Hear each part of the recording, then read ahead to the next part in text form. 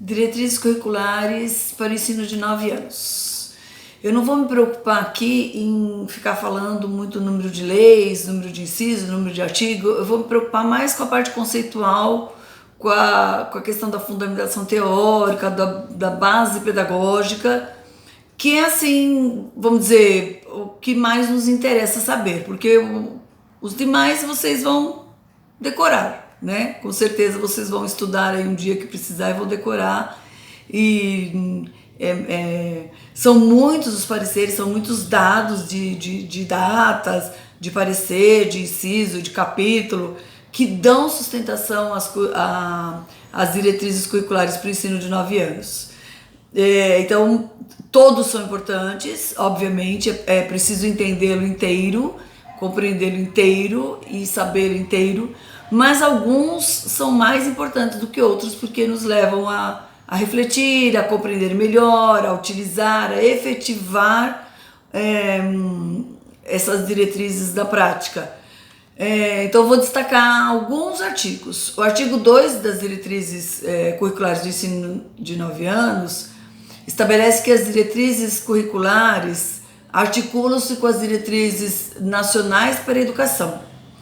O que isso significa? Então, elas reúnem princípios, fundamentos, procedimentos que foram definidos pelo Conselho Nacional de Educação para orientar as políticas educacionais como um todo. Então, ela não veio do nada, ela veio de alguma coisa que já existia, de coisas que já existiam, de diversas discussões.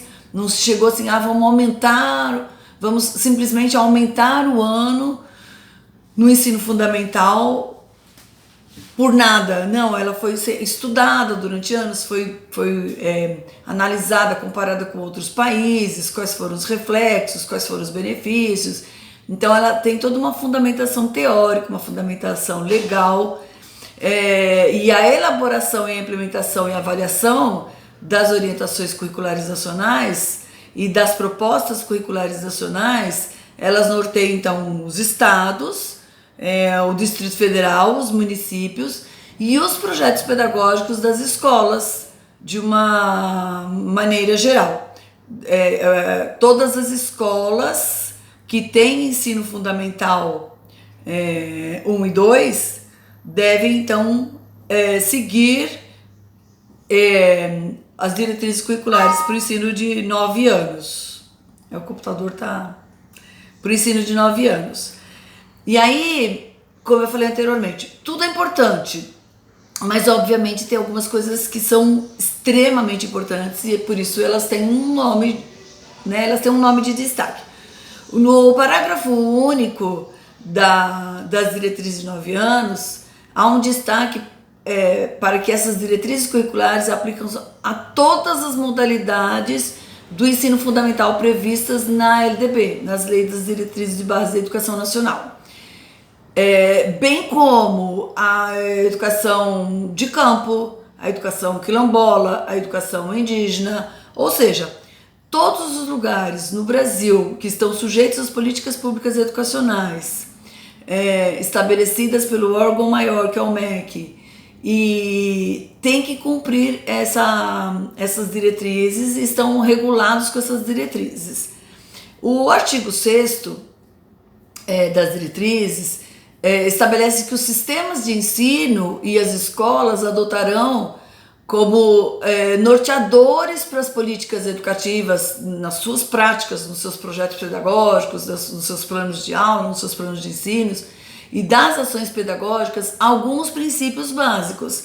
Esses princípios, então, estão inclusive na nossa LDB, na nossa Constituição, estão em todos os lugares, que são os princípios que norteiam toda a ação humana, e a escola, ao estabelecer uma política pública, não poderia deixar de colocar esses princípios. Um dos princípios colocados são os princípios éticos. E é por isso que vocês têm filosofia da educação, tem tantas matérias que trabalham a questão ética. De que ética nós estamos falando? É da ética só do professor? Não, é da ética desse conjunto de pessoas que atuam aí na rede educacional, em toda a rede educacional brasileira, seja ela federal, estadual ou municipal. privada ou pública, não importa. Então, a ética é um princípio norteador do sistema educacional, de todos os outros sistemas e também das diretrizes curriculares para o ensino de 9 anos. E de que ética nós estamos falando? Da ética da justiça, da ética da solidariedade, da ética da liberdade, da ética da autonomia, da ética do respeito, à dignidade, à cidadania, aos compromissos que a sociedade e que a promoção e que a educação tem como promoção para o bem de todos, um compromisso em combater, eliminar qualquer tipo de preconceito, de estereótipo, de rótulo, de discriminação racial, de discriminação sexista, de discriminação étnica, de cor, de idade, enfim, qualquer forma de discriminação ou de preconceito. Isso é o que deve nortear a prática pedagógica, tanto por parte de professores, de discentes, como de todo o corpo escolar, né, de coordenação, direção, supervisão escolar, secretaria de educação, enfim, envolve todos. Um outro princípio interessante são os princípios chamados de princípios políticos. A política, entendendo aí, gente, que a política ela faz parte da nossa vida. Nós somos, como cidadãos, seres políticos de direitos e de deveres. Então nós temos todos os nossos direitos garantidos pela Constituição Federal, no caso da escola pela LDB, no caso das crianças e dos jovens pelo ECA, enfim, e por aí vai. Mas também temos os nossos deveres como cidadãos. Deveres de respeito ao bem comum, a preservação do regime democrático brasileiro que está instituído, aos recursos ambientais, aos recursos naturais, a busca da equidade que deve nortear a nossa ação educativa. Dentro desse contexto, os direitos políticos à saúde, aos bens comuns, aos bens culturais. Por isso que a gente trabalha tanto, né, nas últimas décadas aí temos trabalhado tanto questões artísticas, questões culturais, a tradicionalidade da sociedade, as questões tradicionais, para assegurar as pessoas, para assegurar e garantir os direitos entre os alunos que apresentam diferentes necessidades, diferentes condições, diferentes origens. Por isso aí estão incluídos os quilombolas, os indígenas, enfim, a educação de campo.